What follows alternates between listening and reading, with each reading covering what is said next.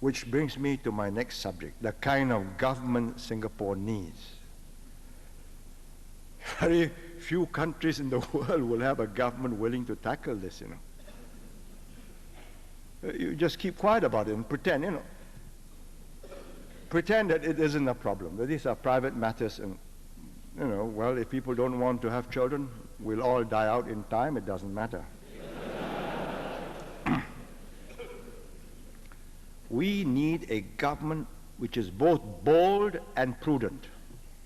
It must be bold enough to tackle difficult, sensitive, almost unsolvable ones. Very few governments have been able to turn around their population policy successfully. You give baby incentives, no response. We have given not blanket incentives, not maternity leave for the third child, which will encourage all the people who can't afford the third child to have one.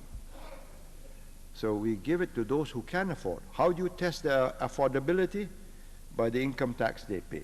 If they can pay that income tax, they can afford it. Give it back to them. It has produced results. That is the joy of working for Singapore. If it doesn't produce results, and year after year you make speeches and you keep on pushing buttons and nothing happens, so I'm emigrating.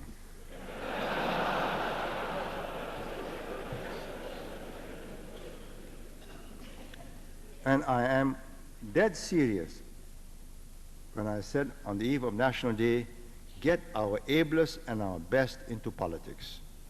It doesn't happen in many countries.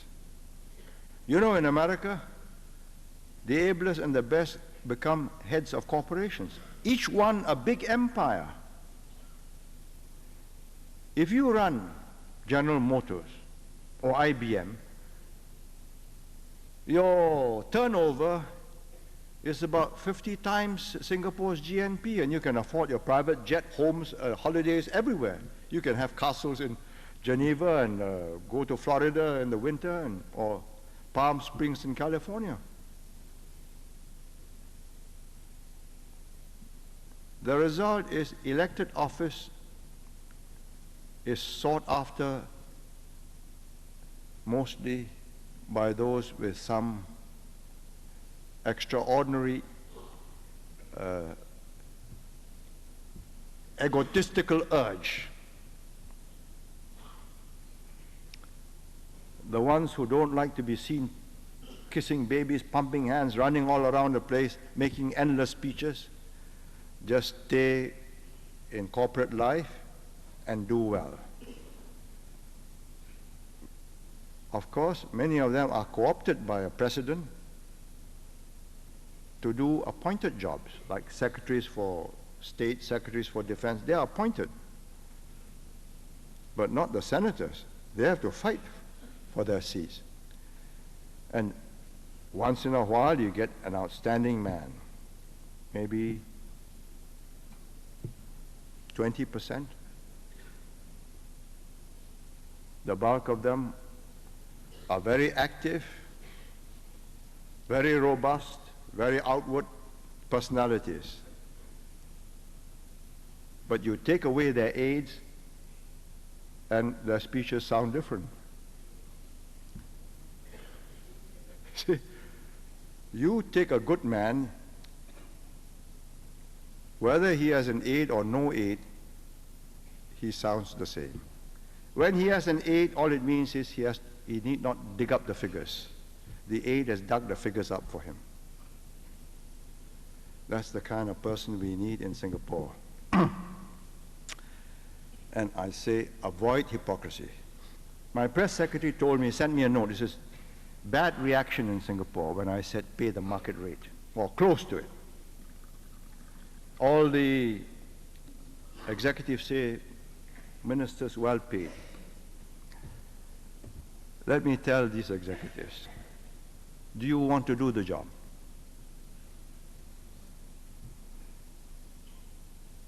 Can you do the job? I'll tell you from my attrition rate. This is after the last 12 years. Systematic recruitment. You ask Goh Chok Tong and his team. We have the list of all those who are potentially capable of making it. The top 3% of Singapore. Right? Successful, either in business or in the professions, or in the civil service, or in the army. It's a small place. No more than a total of those within the ages of 30 to 45, at the most 800 people. We can put them all into one little laptop computer, all the basic data. They meet them, they have tea, they discuss, they have drinks, they chat, and they zero in. Out of those that go through the first committee, which Mr. Lim Kim San helps to sieve out, from them to the second committee, which I sit on, we have, before they reach, for every person that I see, my committee sees, there's already been 5 to 7 seen by Lim Kim San, and for every person Lim Kim San sees, Goh Chok Tong's team has seen another 5 to 7. In other words, something like 50. You see 50 and 1 reaches me. Out of 4 that reaches me, 1 is chosen.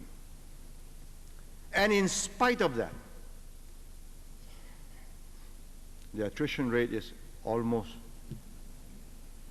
50% to make a minister. Because you are not only good as an executive, you must be able to interact and relate with people. You must carry your constituency. You must put up with your constituents, enjoy their grumbles, or pretend that you are not irritated. It's quite a job.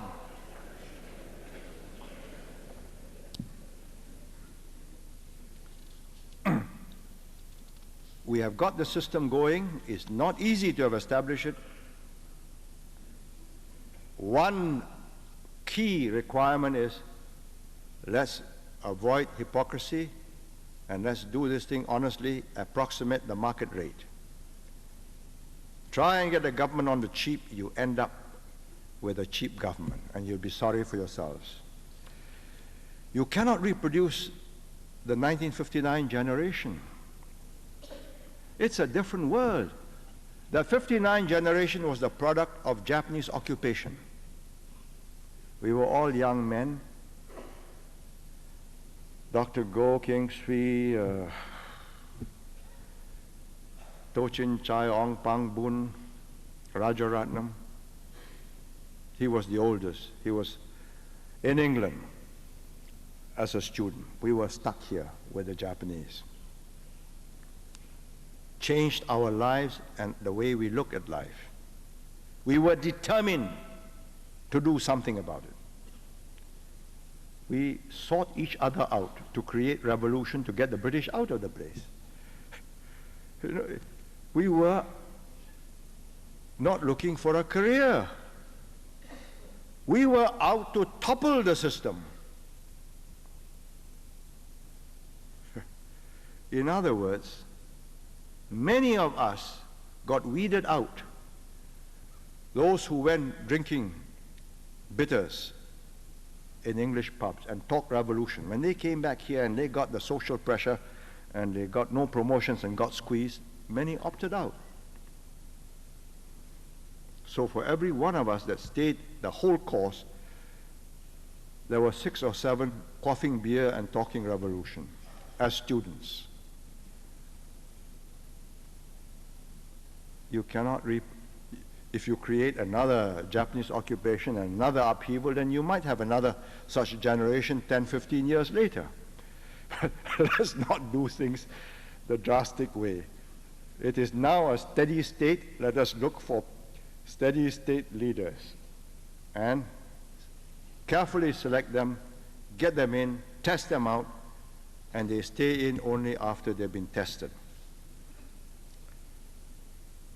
I tell you the advantages of doing it that way.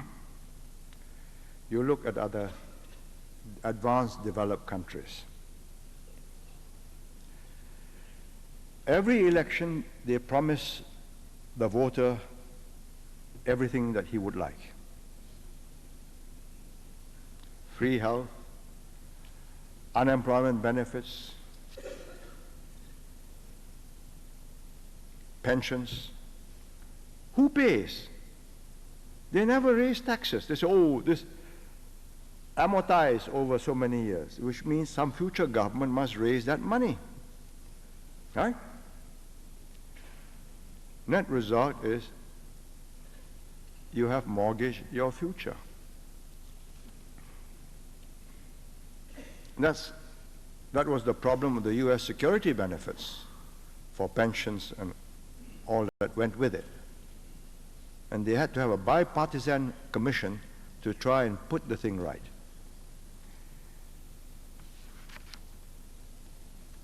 And in a one-man, one-vote situation, whatever you give away as a subsidy, free, you cannot take back. It's very difficult. If you don't believe me, you watch Mrs. Thatcher. She can't take it back. Yes, she's chopped down. You look at the national health, it's growing bigger and bigger. You can't chop it down. There'll be a revolt. So she's trying to start a second tier, private hospitals, and gradually get people to opt out.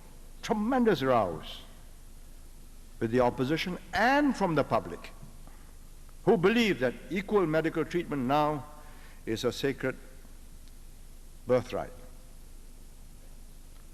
So you have NHS, National Health Service in Britain, Medi-Aid for poor people and Medicare for aged people in the US.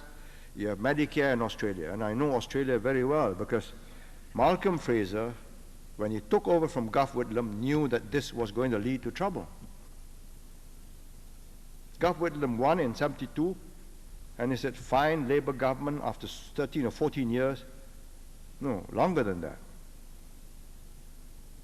Nearly 20 years. Liberal government, they came in, they legislated. It just blossomed forth, big budget. Malcolm Fraser came in and tried to trim it. Never succeeded. Today, the Australian government owes 117 billion US dollars in external debt. I read that they are smaller, the debt is as large as Brazil, and Brazil has 120 million people and Australia has 17 million people. But of course they've got gold, rubies, uranium, coal, oil, gas. Fortunately, but you need the Japanese to dig it out and pay for it. Now, we have avoided this. Very simple. For pensions, we have CPF. It's yours, it's your account. Safe. We pay for in this generation, not the next generation. For health, we have MediSave. Some of my colleagues, old guards, objected to this. Dr. To never agreed with this. He said, I went to China and all free. Well, I said, yes. And what kind of medical treatment? You mean Deng Xiaoping gets the same medical treatment as the worker in the factory? Or the regional secretary? Cannot be, isn't it? Because there are a limited number of top surgeons and top physicians.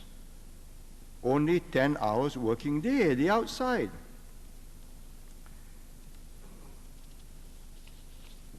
In other words, because we have bold but prudent government, we have not mortgaged our future. And every Singaporean is really an owner of assets, reserves. So,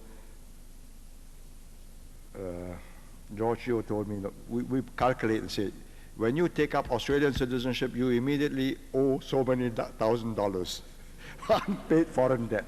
You become a Singapore citizen, you automatically have acquired so many dollars in assets. We hold assets. So I thought that's correct, but at the same time, they say, what's underneath under the ground? Have we got gold, rubies, diamonds, opals? Well, there we lose, you see. But above ground, cashable assets, fungible assets, we have them. Which brings me to my final point. Life is a marathon. It's a figure of speech which Mr. Goto, an old man who's now recently died last year, I think. He was the chairman of the Japan Productivity Center. And he explained to me productivity in very simple graphic language. He says, productivity is like a marathon race. You reach and win that race, and then you start another one immediately. That's another race on. Because somebody else has started something new, and you've got to chase him. I think that sums up Singapore's position.